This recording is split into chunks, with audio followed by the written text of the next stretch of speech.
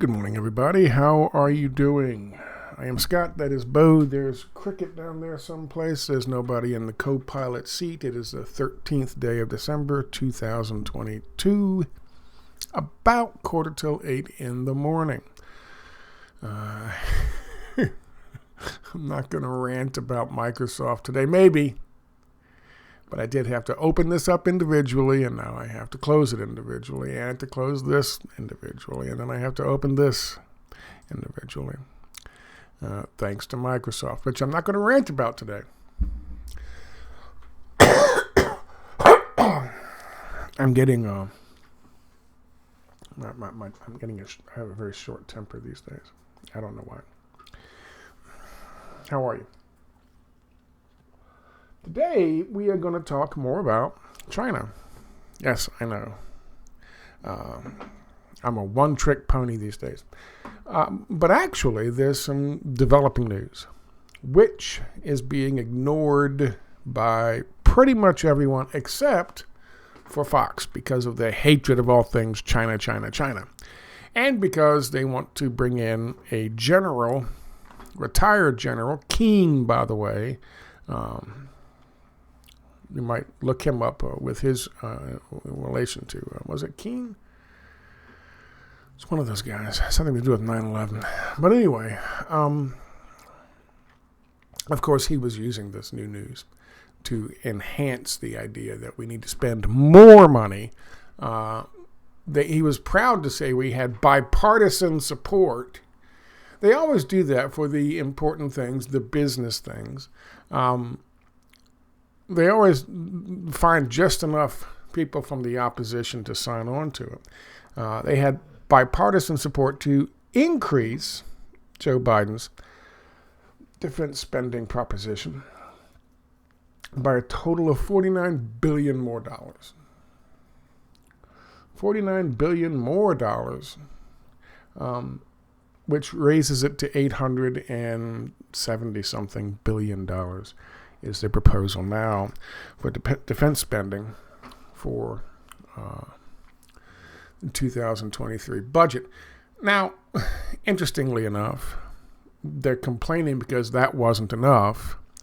They said that barely keeps up with fucking inflation. And so really that means they've stayed where they were, and we need to put more money into these fucking Lockheed Martin and Raytheon and all these companies that make instruments of war, in spite of the fact that we're not at war. But there you go. So they were bringing this up in order to point out the fact that we need to put more money into defense spending. The massive amount that we are pouring into it now is just not enough. They always want more. That's the thing about capitalism. That's the thing about these fucking oligarchs. And these corporations and banks. It's never enough. They always want more profits than they got last quarter. More. Anyway, the point I'm trying to make here is that there's new developments and some developments that I wanted to show you that back up what I've been telling you, for the last couple of weeks. And that is this whole push, the Hong Kong-esque fucking color revolution fucking attacks on the testing sites or the vaccination sites. All of that was due to the fact that China, as I told you before, sided with the G77, the developing nations group at the COP27, the Global Warming Conference, to reject the proposal which came from the United States and other nations, inspired by the writings that were posted at the World Economic Forum, that they would put all these trillions and trillions and trillions of dollars go further into fucking debt, that the banks that make up the central bank system in the United States and other countries, the privately owned banks, print more money, then loan it to us, so we are on the hook for more interest to pay back to these banks. They would use that money then to create a fund controlled by IMF, World Bank types, and they would then loan this money to these developing nations so that they can fight climate change. But of course, there would be restrictions. There would be structural adjustments that they had to make in order to get the money. And of course, we would be the ones telling them, dictating what they could spend it on, what kind of infrastructure they could create, what kind of industry they could fucking build with it. Basically, we would loan them the money. We would force them to change their economic system to match what we want, which is neoliberal economic ideology. And then they would take the fucking money and pour it back into our businesses. And they'd be on the hook for it in perpetuity. Now, that was the climate change. That's how they decided they were going to save the world from global warming. Which, if you think about it, much like all these guys showing up at the global warming conference in 400 plus private jets, much like all these guys zipping around here and zipping around there in their private fucking jets, like Kerry, like Gore, like the business guys, all these fucking people. That gives you an inclination, and I've told you this before, that they know it's not real. They know it's not real. It's just a major fucking agenda item that they're using now in order to facilitate a staving off of the collapse of their Ponzi scheme, which they call neoliberal economic ideology. Anyway, China sided with the group of 77, said, you know what, we can come up with a better plan. That pissed off the masters of the universe, and so we had this little uprising, so to speak, taking place in China.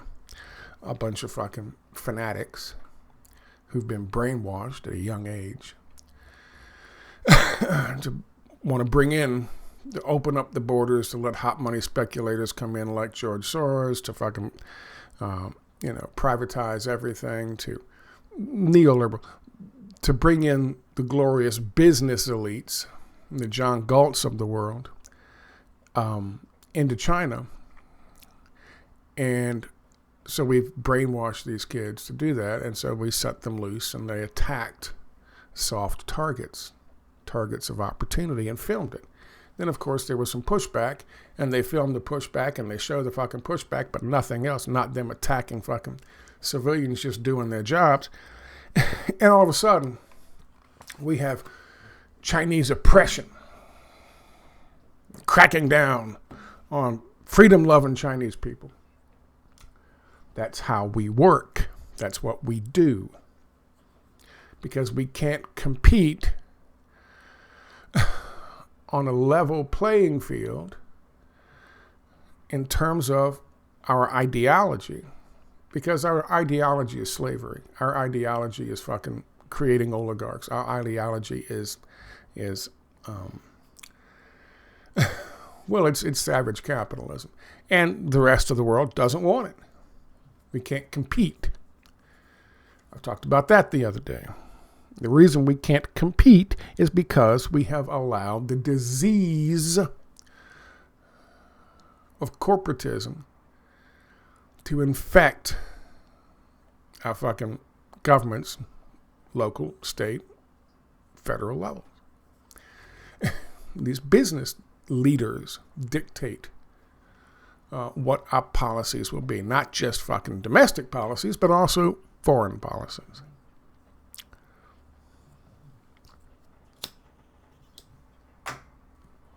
I told you all this.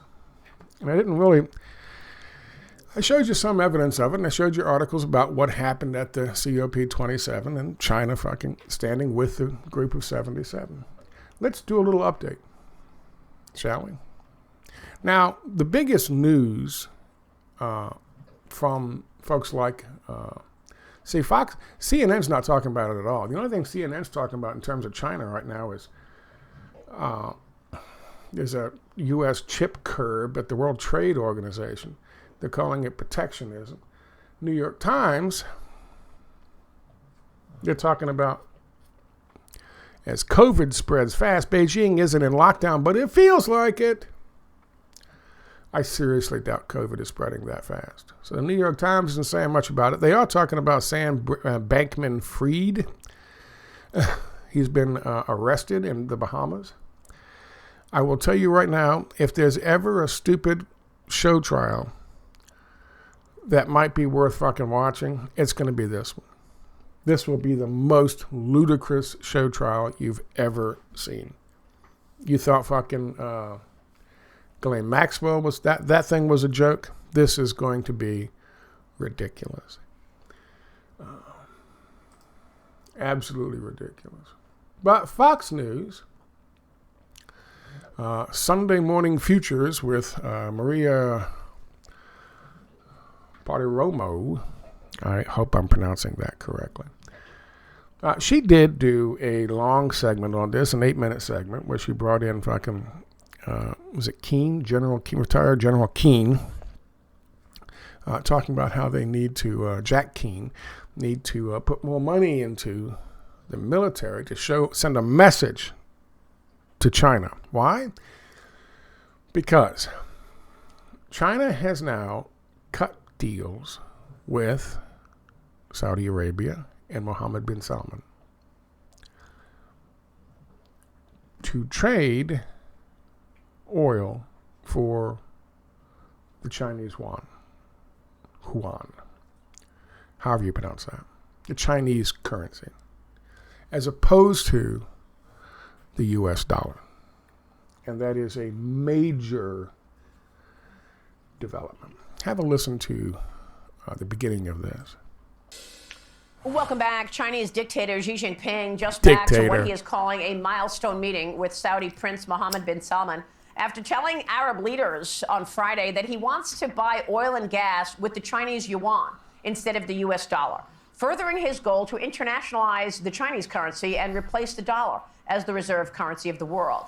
This after President Biden engineered a prisoner swap with Russia this week, releasing WNBA superstar Brittany Griner in exchange for Victor Bout, sending the man known as the Merchant of Death back to Vladimir. I don't have any clue as to what that has to do with the story about President Xi Jinping meeting with Mohammed bin Salman. It's got nothing to do with it whatsoever. They just toss it out there to infuriate their viewers when it comes to Joe Biden. Which, of course, it is ridiculous, but of course, that's just stupid. Let's talk specifically about what happened here. And it goes well beyond just replacing the U.S. dollar as the world currency. But remember what I told you before. This is a major, major conflict. There are those out there who keep saying, "Oh, it's all about we got to go to the China model, and it's China's working with the World Economic Forum and us, and the whole thing. China's behind it all, and they really want to bring the China model, the China model." That's absolutely untrue. This is from fmprc.gov. This is an official, I believe, Foreign Ministry of Affairs, the People's Republic of China. And this is their write-up of yesterday's meeting with bin Salman. At noon,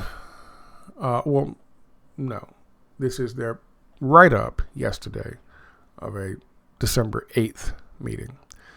At noon on December 8th, local time, President Xi Jinping held talks with Crown Prince and Prime Minister Mohammed bin Salman of Saudi Arabia at Yamama. That's the only way I can pronounce that.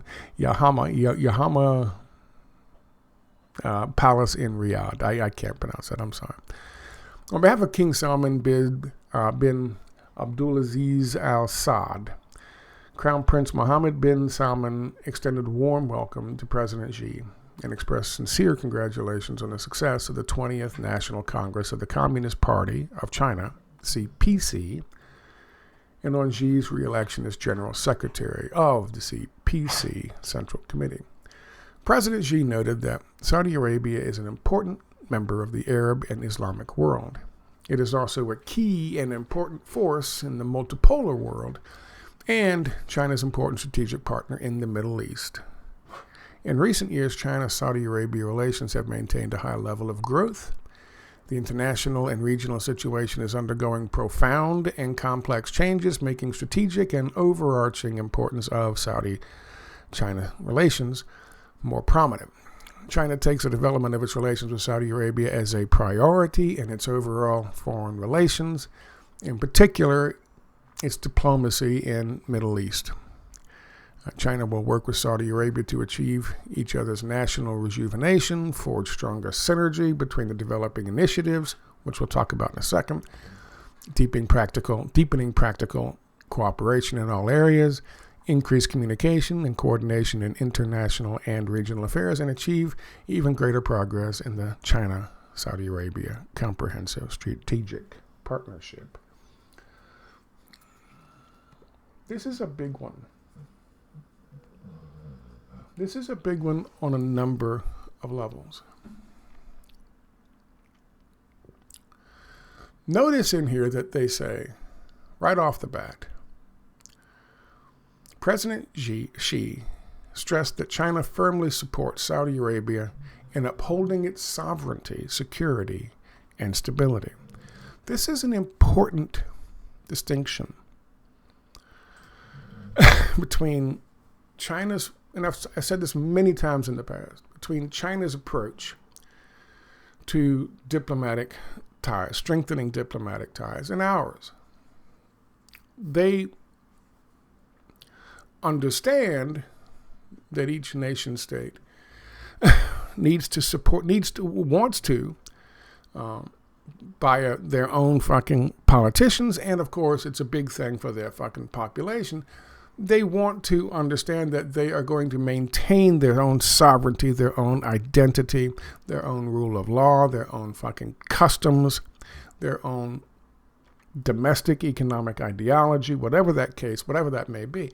China understands that this is a major fucking aspect to the the life of a nation, all the way from its lowest citizens to its highest ranking officials.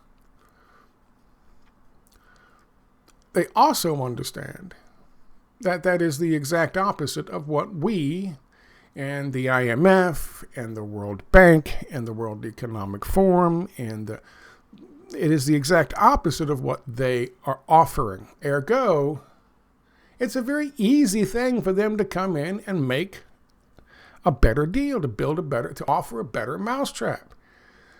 We're making it easier for them because these greedy motherfuckers who are dictating to our leaders what our policies and what our offers are going to look like and entail, they only see more.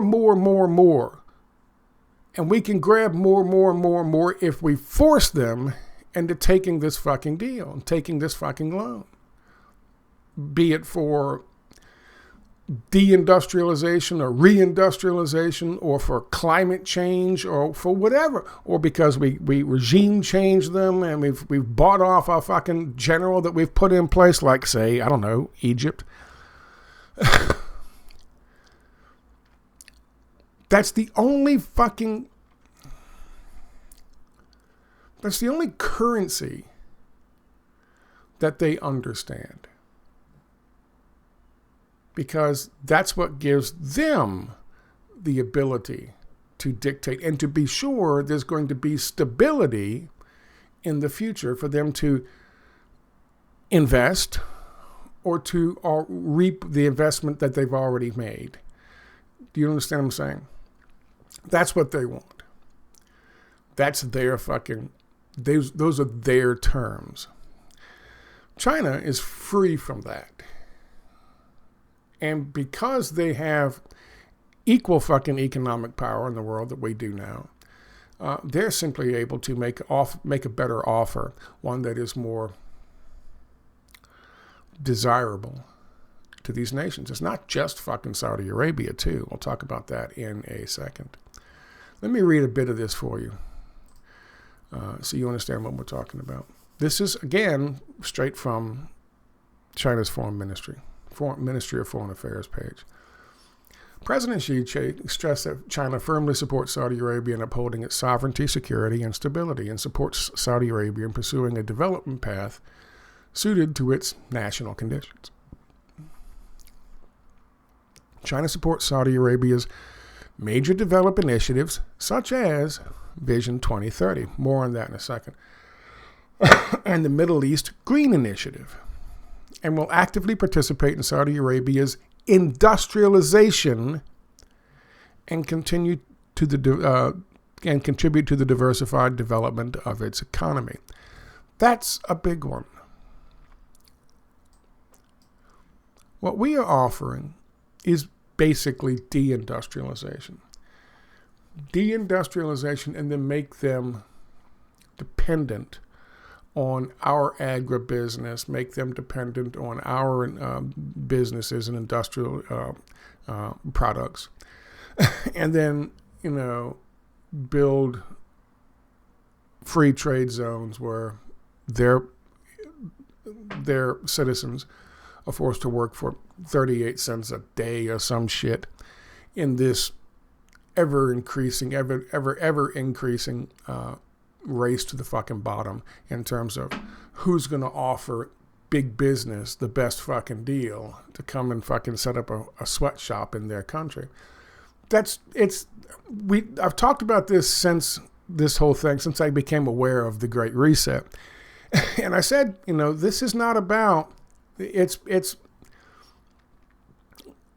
Klaus Schwab sells it as, we know we were wrong, and he literally said this in statements, neoliberalism was wrong, like the IMF said back in 2012, I think.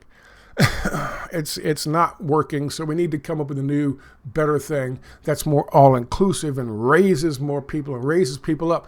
And I said, that's bullshit. They almost try to make it sound as if it's kind of like a progressive or socialist fucking agenda, but that's just lip service. That's like, it came out, somebody keeps posting a link to this thing on Twitter, and I wish I brought it up now. He said, oh my goodness, the World Economic Forum and the oligarchs have learned to fake populism. Well, that's what he's doing. They're faking this fucking left-leaning populist fucking ideology.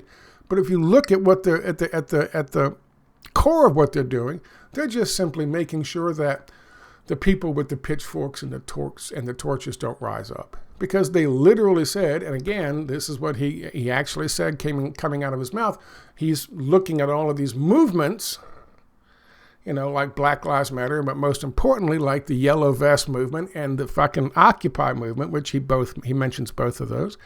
And he says he's worried about the future for folks like himself, for the oligarchs, for the fucking billionaires who run these fucking international corporations that are all part of the World Economic Forum.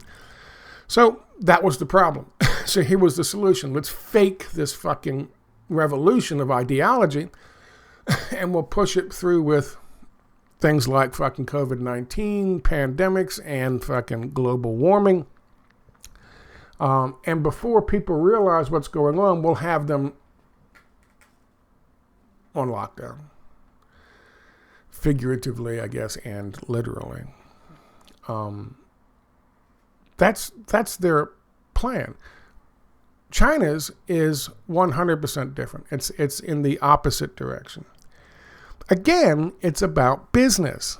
China's not offering communism to these countries. And they're not talking about communism. This is commerce. This is business.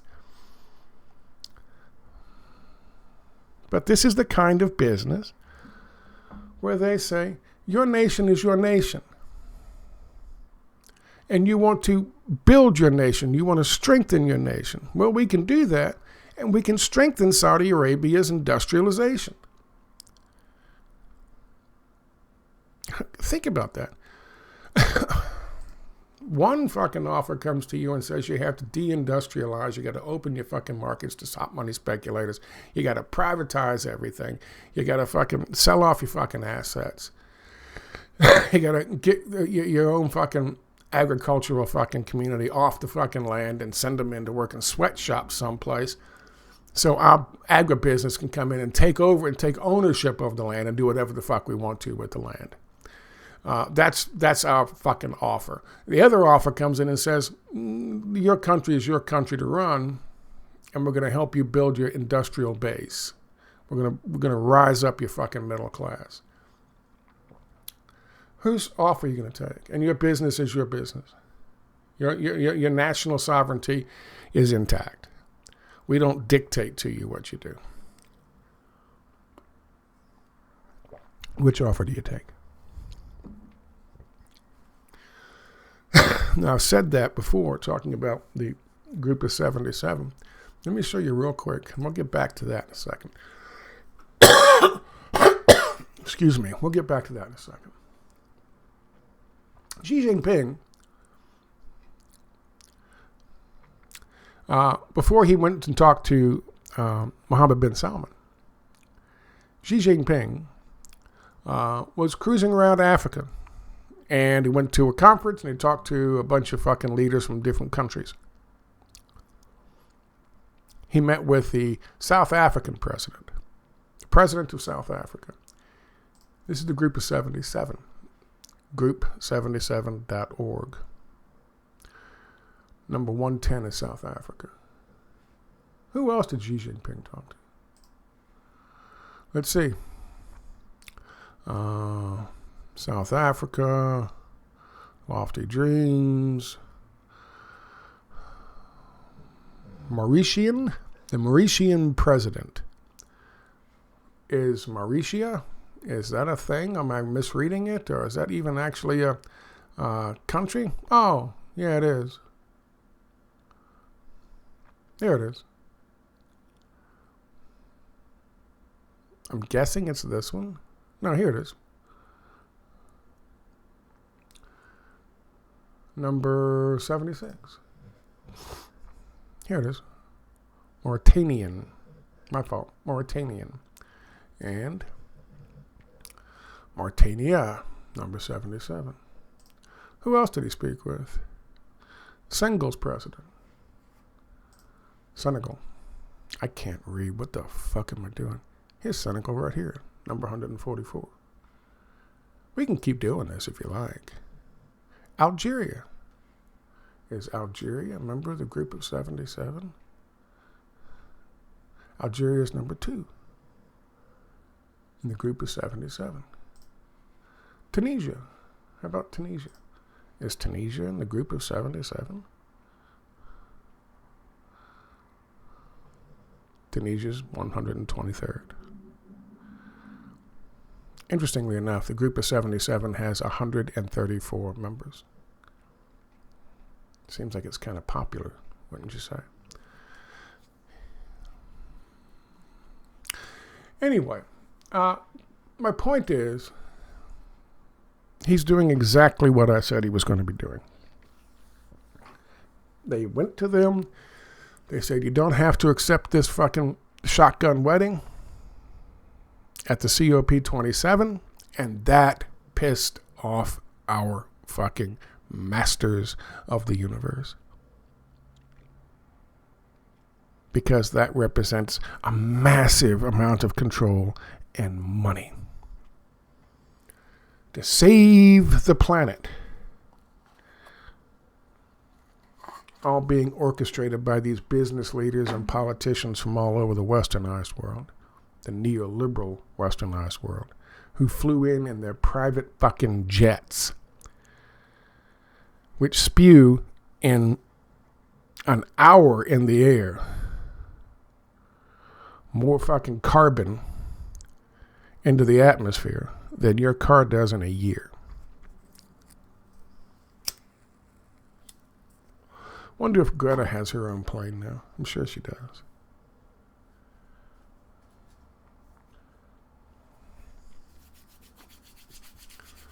You know who else now, because this was happening 4 weeks ago, 2 days ago, 3 days ago, 5 days ago, you know who else is doing this now?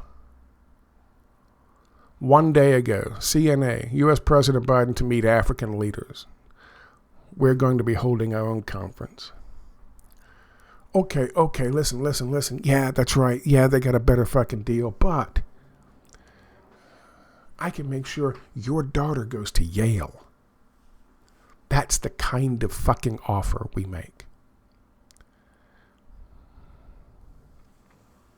Or, what do you want? You want a carpet of gold? Or you want to be carpet bombed? That's the deal we made Afghanistan in June of 2001. Did you know that? We want to put the trans-Afghan pipeline across your fucking country, and we got to put our soldiers in there to defend it. And the Taliban said no. So we said, listen, this is your last offer. We will literally give you a carpet of gold or carpet bomb you. You choose. They chose. They said no.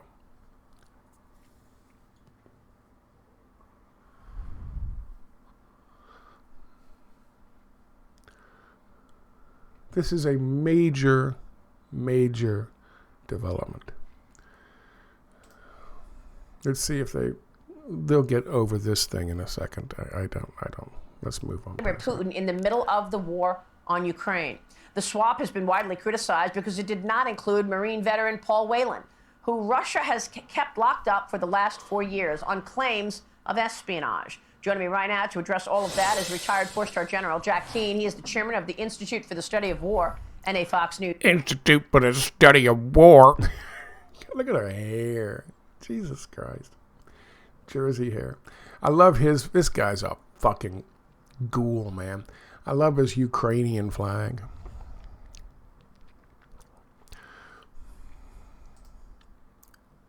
Senior strategic analyst. General, it's great to see you this morning. Thank you so much for being here. It's almost like she can't talk with the collagen injection. You notice that?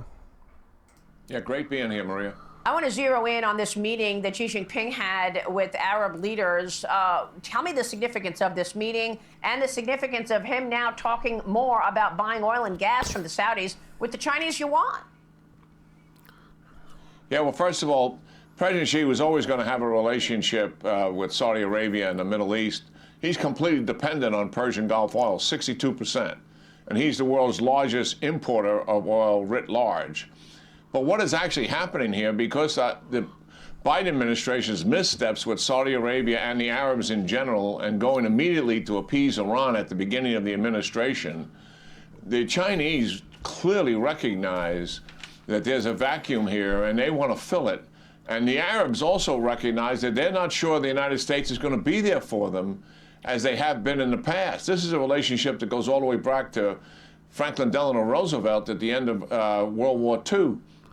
And we've always had issues with Arabs' human rights and the differences with the United States, but our national security took precedence. What we're seeing here, Maria, President Xi met with the regional leaders of the entire Middle East and North Africa, some 20-something nations. This is a slight paradigm shift that's beginning to take place here, and it has strategic significance that a lot of the media is missing. It wasn't just a meeting with Mohammed bin Salman from Saudi Arabia. He hosted this regional summit, something similar that President Trump did in 2017 when he met with the regional leaders being hosted by Mohammed bin Salman. So we've come a long way since July of 2017 because this relationship between the United States and the Arab world is tarnished. I have one recommendation here for the administration. What do you think he's going to do? What do you think he's going to do? What's he going to recommend, do you think? Here it comes. Work with the incoming Prime Minister of Israel. Bibi Netanyahu. If you want the Arabs if you want to get on the favor of the Arab nations, hook up with Bibi Netanyahu. That'll do it.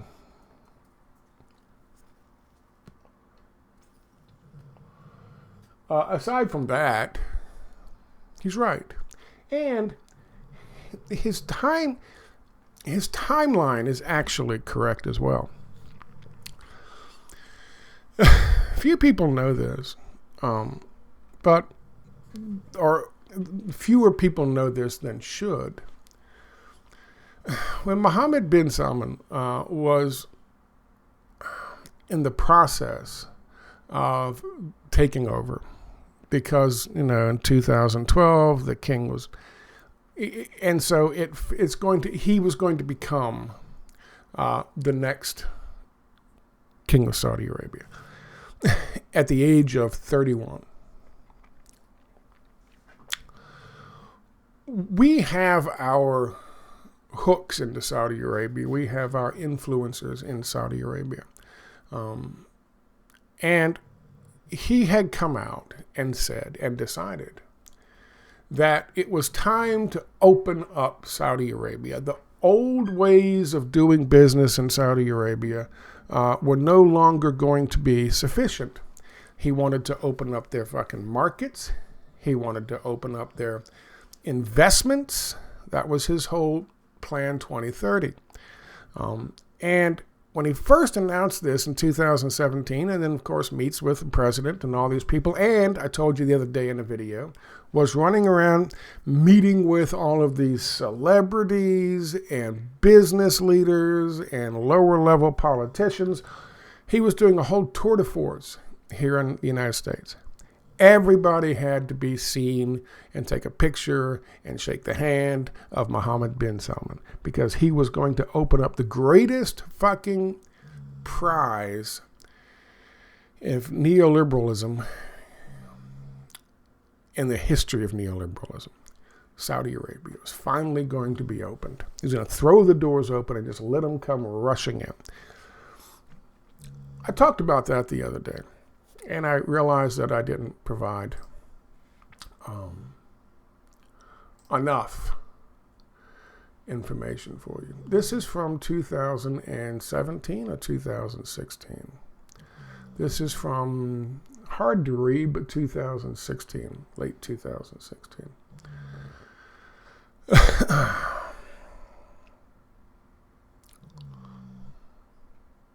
me read this for you. In his few public appearances, Mohammed bin Salman, with journalists, a powerful prince projects confidence. He listens to questions in English and speaks through the royal court's interpreter, and sometimes corrects the interpreter's phrasing of English translations. His pick for top cabinet positions and senior advisors have lent more heavily on former businessmen than those of former administrators, which relied more on professional bureaucrats. Last week, Prince Mohammed officially unveiled Saudi Vision 2030, his blueprint to move the economy decisively from what he called addiction to oil towards the private sector. The phased removal of subsidies on fuel, water, and electricity, part of the welfare lavished on Saudis, of whom about 4 out of 5 workers hold public sector jobs, is already underway.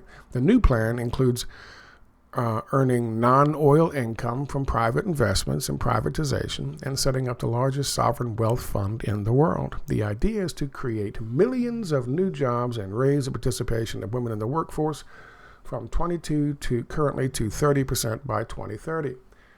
The plans also include selling a stake of less than 5% in Saudi Aramco, the state oil giant, and placing the proceeds and the company in the public investment fund, along with other assets that could eventually create an investment vehicle worth up to $3 trillion.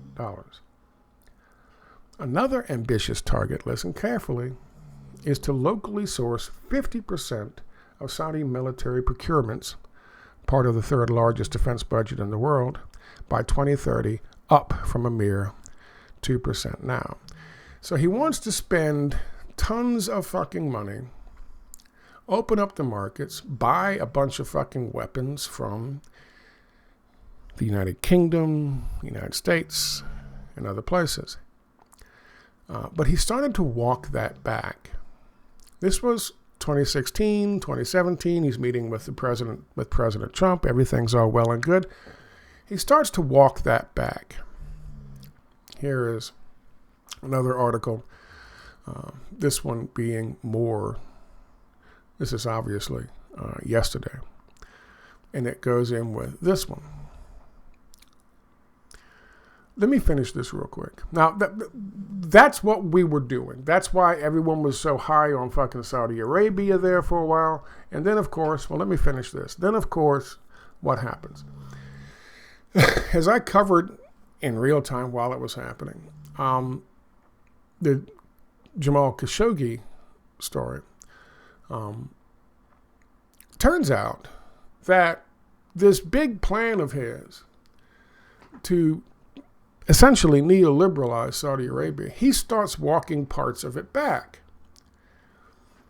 And that was pissing off a lot of the people who wanted to get in there and get their fucking hooks into Saudi Arabia. And he started walking it back because he was getting a lot of pushback from the other parts of the royal family in Saudi Arabia. Now, they understood, the royal family is 5,000 fucking people, if not more. I mean, it's massive. And they all have influence and they all have money. And I wrote an article about, in 2012 about the king being really sick and about to die, and this really Shakespearean fucking battle going on inside the fucking royal family.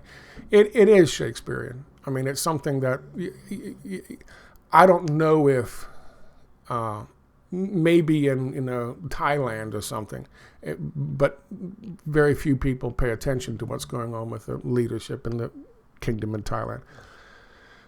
But a change of power like this in fucking Saudi Arabia, I mean, it's epic. So, and he wasn't our pick. Mohammed bin Salman wasn't our pick. Something happened to our pick. There are people who died. It was a fucking, it was a tragedy. It was a Greek tragedy. So he comes to the forefront, and he's obviously the one who survives, But the problem is, even though he is in power, and even though he has so much power, and has appointed himself, head of all these different things, like the foreign ministry and the defense department and all that stuff. Even though he has done this, interesting they call Xi Jinping a dictator, but not Mohammed bin Salman, is funny. Even though they've done this, there's still power held by, right now, the king, but I mean, there's also power held by the other 4,999 members of the fucking royal family. And it can't be fucking ignored.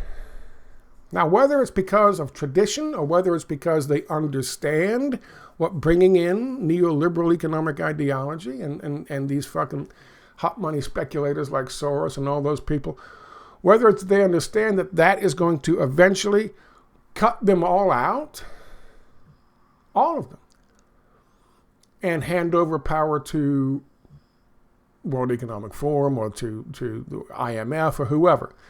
Whether they, understand that, or whether it's just that they themselves have their own little piece of the fucking pie that they're fucking defending because, if they fully neoliberalize the country, then eventually they're going to lose their fucking income and their cushy lifestyle, and they don't want to do it. Whatever the case may be, the reality is MBS started moving back. He started pulling back from his promises.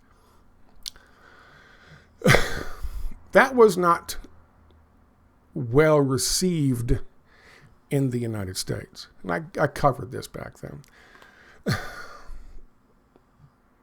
But then one thing happened about a month prior to Jamal Khashoggi. MBS was already, he had gone from the darling to the fucking prodigal son, and then he was being demonized in our press because he was pulling back from this pledge. But then something happened a month prior to Jamal Khashoggi going away. I'm not going to say being killed because he wasn't. What was that one thing that happened? And this was a big thing. You guys remember a long time ago, I did a couple stories on our THAAD missile defense system. One story I did on the THAAD missile defense system involved Hawaii. And it involved an incoming missile alert that went statewide, and everyone said, oh my God, there's incoming missiles from North Korea.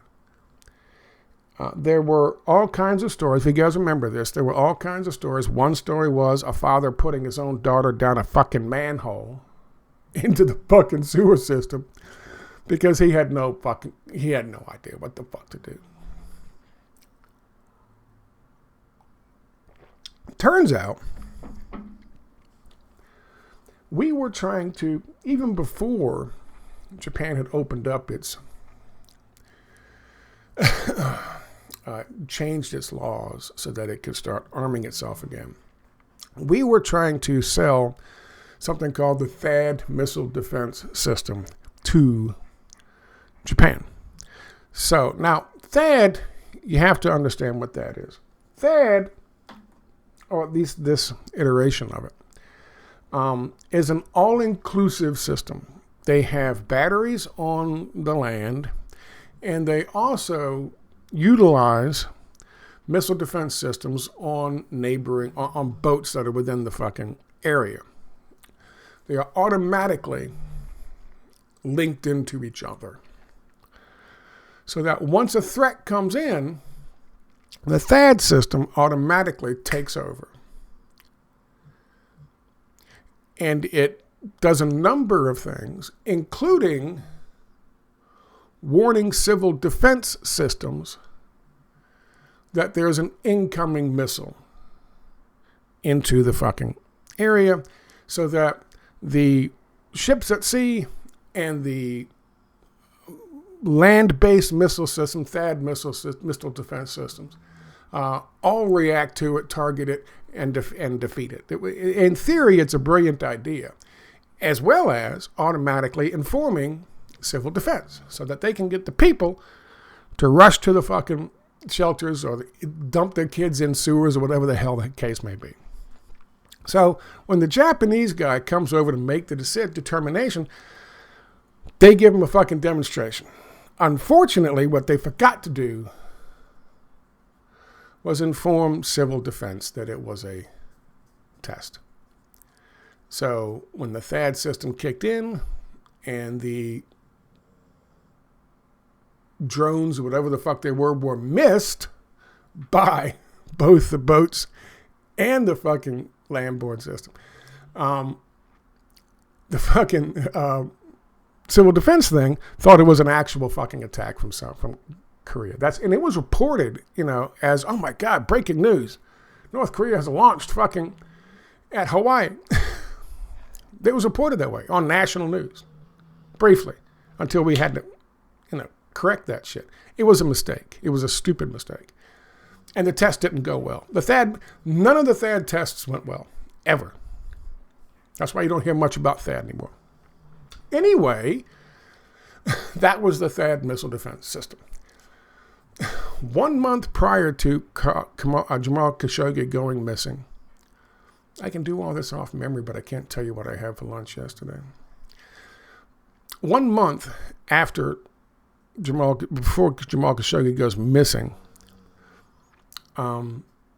Saudi Arabia had a deadline to purchase THAAD system, $15 billion from Lockheed Martin.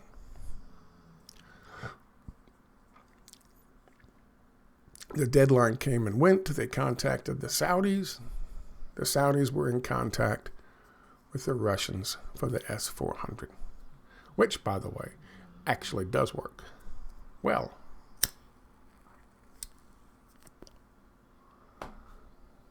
That was,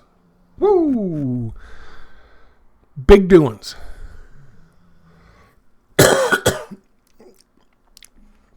That's Lockheed Martin's $15 billion.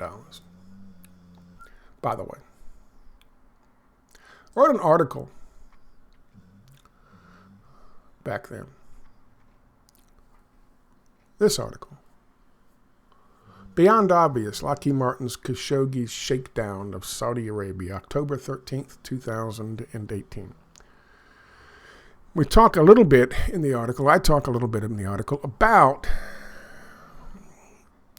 what had led up to this slightly backing off. He hasn't backed off completely. The Saudis didn't back off completely, but they were cutting back on things, like the amount they were going to privatize of Aramco. That was a big difference. That was a big deal as well. But there were other little details, and the little details, even the $15 billion fucking deal with Lockheed Martin is a little detail, but it's still $15 billion to a corporation that has a great deal of influence in the United States. It's not for nothing that Jack Keane would talk about the fucking defense budget, the same time talking about the threat of China overtaking us in the world market in terms of changing from getting off the U.S. dollar. That is my dog snoring, by the way.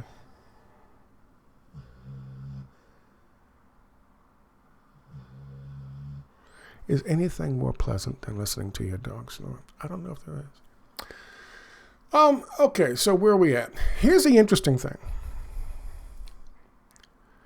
I'll post this on my Substack so you can read it. It'll take me a few minutes after I post this video. Here's the thing. You know who Adnan Khashoggi is, correct? Well, here's the $15 billion worth of useless THAAD missile defense systems. This is them talking about that. Lindsey Graham got all upset. He posted this statement about how dare Saudi Arabia fucking back off on these plans. They need to be made to be punished. As I point out here, Lindsey Graham's biggest campaign contributor from 2013 to 2018 was Lockheed Martin. Adnan Khashoggi was also involved with Lockheed Martin. So who else was close to Adnan Khashoggi? Lockheed Martin, the Bush crime family, and of course Donald Trump. Between 1970 and 1975, Lockheed paid Saudi arms dealer Adnan Khashoggi $106 million in commission. His commission started at 2.5% and eventually rose to as much as 15%. Khashoggi became, for all practical purposes, a marketing arm of Lockheed Martin. Adnan would provide not only the entire entry, but strategy. Not only an entry, but strategy, constant advice, and analysis, according to Max Hezrel, then vice president of Lockheed's international marketing. So, the Khashoggi family was well connected to Lockheed Martin. And of course, they were pissed off because they had chosen the Russian S-400 system, which actually works, over Lockheed Martin's THAAD missile system, which didn't work. And in fact, the only thing it was successful at doing was terrifying a bunch of people in fucking Hawaii, because they didn't have enough common sense when they were trying to show off their shiny new toy to Japanese fucking investor or Japanese military fucking leader. They didn't have enough fucking common sense to turn off the connection, the notification to the civil defense system. So, Khashoggi goes missing. Everyone says it's Mohammed bin Salman, and that whole thing started. Then, of course, after that, we got all these Saudi Arabia did 9/11 stories and lawsuits. Now, all that said and done, This is how we do business. This is what we offer, as opposed to what China's offering or Russia's offering, or anybody else whose government isn't run by Lockheed Martin or BlackRock or Goldman Sachs or fucking Raytheon. The list goes on. This is why it is so easy for someone like China to usurp our fucking position. Now, interestingly enough in this, they talk about their plans for the future. Let me start where I was and let me finish here. This again is from the Ministry of Foreign Affairs from China. The two sides, Saudi Arabia and China, need to earnestly synergize China's Belt and Road Initiative and Saudi Arabia's Vision 2030 and work for more outcomes in bilateral cooperation on all sides. Not unilateral, not multipolar, not all, bilateral, which means you have a nation, we have a nation. We're not erasing your fucking borders. Linking up his plan for Vision 2030 and China's Belt and Road Initiative. That, ladies and gentlemen, boys and girls, if you are a financial oligarch at the World Economic Forum or City of London or Wall Street, that is the most frightening thing you can possibly fucking imagine.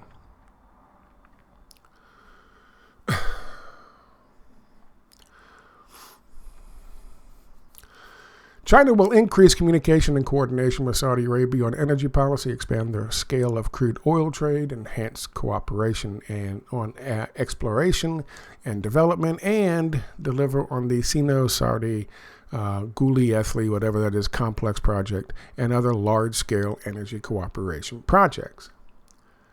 China will deepen industrial and infrastructure cooperation with Saudi Arabia. Again, industrialize them. Help them industrialize. Make them stronger in terms of an industrial powerhouse, as opposed to weakening them. Deindustrialization. China will deepen industrial and infrastructure cooperation with Saudi Arabia, advance the development of the China-Saudi Arabia Industrial Park, and the construction of major infrastructure projects, level up trade, investment, financial cooperation, expand the cooperation in such areas as e-commerce, digital economy, clean energy, high technology, space research and development, and enhance cooperation in law enforcement, counterterrorism, and de-radicalization. All of those fucking things, we could be doing.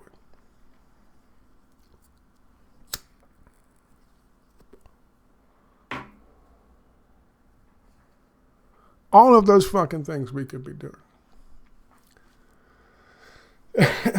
All the fucking jobs that would go to Saudi Arabia, all the jobs from Saudi Arabia that could come to here.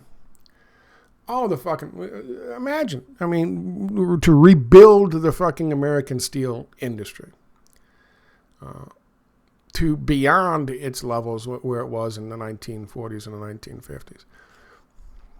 To rebuild fucking Detroit, to rebuild these fucking crippled goddamn cities. Because we now have a decent fucking trade agreement, a bilateral trade agreement with a country as big and as rich as fucking Saudi Arabia. We could have had that. We could still have that. But we can't, because our fucking negotiators are sold out. Their hands are fucking tied behind their backs. Because Goldman Sachs, BlackRock, Lockheed Martin, fucking GE, because the Bank for International Settlements, because fucking Chase, Wachovia, Because they have their own fucking agenda. They have their own faster, cheaper, hot money speculator way to go in there and fucking rape the goddamn country, to tear it up, to privatize it. To do it like a vulture capitalist, like a venture capitalist firm does a business of a 70-year business owned by the grandfather and then the father and passed down to the fucking daughter, and then she's running it. But times are hard. Along comes COVID. You got to lock shit down. All of a sudden, the business is not doing so well. In comes the fucking venture capitalist, the vulture capitalist. And what do? They offer them the fucking loan. They get a loan, but there's conditions. You got to do this. You got to do that. And eventually, they condition it out of business. And then, of course, they just chop it up and sell it and make the profits, and off they go. That's called vulture capitalism. That's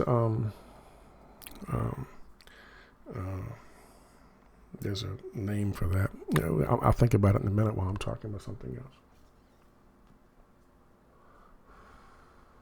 That's how we run our country. Because those kind of people who came up with that kind of fucking economic plan are now dictating what we do to other countries, and it's the same fucking plan. It's the same fucking plan that they do to businesses here and they do to fucking countries over there. So, of course, Saudi Arabia would rather go with China. And look at what China's going to get from it. President Xi noted that not long ago, over 100 Saudi learners of Chinese language jointly wrote to him in Chinese, expressing their passion for Chinese language, and he was very delighted for that. China will work with Saudi Arabia to further advance cooperation on Chinese language education. China has decided to designate Saudi Arabia as a tourist destination for Chinese group visitors so as to expand mutual visits and people-to-people exchange between the two sides. President Xi pointed out that China supports Saudi Arabia in playing a bigger role in the international and regional affairs and will step up communication and coordination with Saudi Arabia at the UN, the G20, and other multilateral platforms. So, this is what China's doing. This is what China is doing.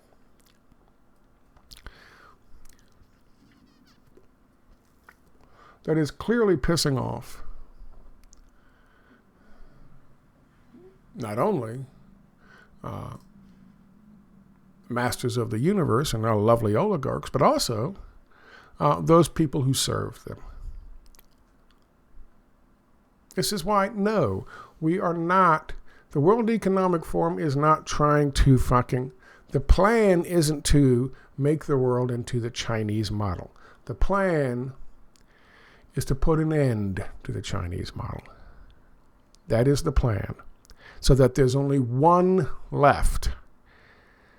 That these nations, this group of 77, which is actually 130, don't have an alternative. When someone offers them an alternative and they go and meet with them and they talk with them, and we have a big climate change fucking summit, and we say, okay, it's gloom or doom. Here we go. We got this $16 trillion fund we're going to create. But it's a loan. And you got to do this and you got to do that. And you got to give up businesses this. And you got to open up to fucking George Soros. And you got to do that to your own people. And you still got to pay back the loan with interest. And somebody comes along and says, hey, we got a better idea. Of course they're going to be pissed off about that. Of course we're going to be pissed off about that. To the point where you get folks like Jack King coming out saying, we got to do something about China. China's awful. China's evil.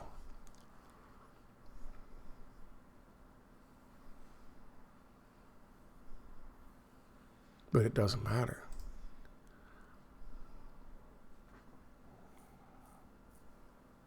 Because currently, right now, while we're fucking twisting in the wind and bitching and moaning about China, all they can do is try to jack up the fucking Cold War initiatives, to pump more money into the NGOs, to blame China for everything, and hopefully pump more money into the fucking Defense Department to help keep Lockheed Martin rolling right along.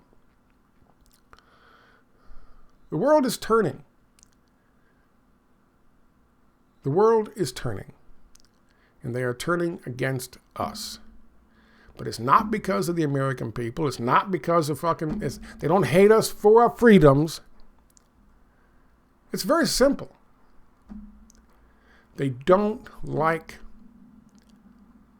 the fucking terms of our fucking business arrangements, of our offers. It's really just that simple.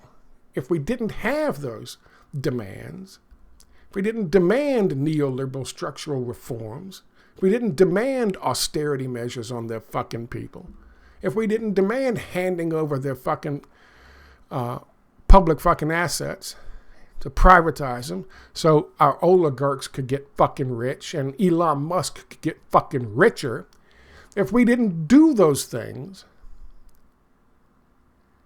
and we just made the same kind of level, bilateral, we'll make a deal, what's China's deal, we'll do one better, we'll do less interest, we'll do you one better, then we could actually compete with China. We could. Then China would have to fucking, take their interest thing down and offer more, and we'd do the same thing and offer more. But eventually, we'd be able to do business to business. Straightforward, upfront, not mafioso business. Where we're going to twist your fucking arm and make you fucking do it, and if you don't like it, go fuck yourself. We'll take over your country anyway. The question is, how deep into this are we? How far has this cancer how deep has this cancer grown into our system that we just simply can't cut it out? We know what will happen when we do. Our own businesses, our own fucking oligarchs, the Elon Musks of the country will turn on us to make us pay, to make our economy scream. But you know what? They're already in the process of doing that. So since they're already fucking doing that, they're already doing their worst. No time like the present.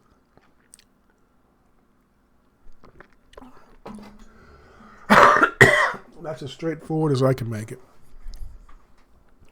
No, it is not about turning the world into the Chinese model. People who tell you that want you to hate the Chinese model. The Chinese model is the same model we had. It's just regulated fucking market economy. It's just a regulated market economy that isn't run by Pfizer and Moderna. That isn't run by BlackRock. That isn't run by Goldman Sachs or fucking Chase.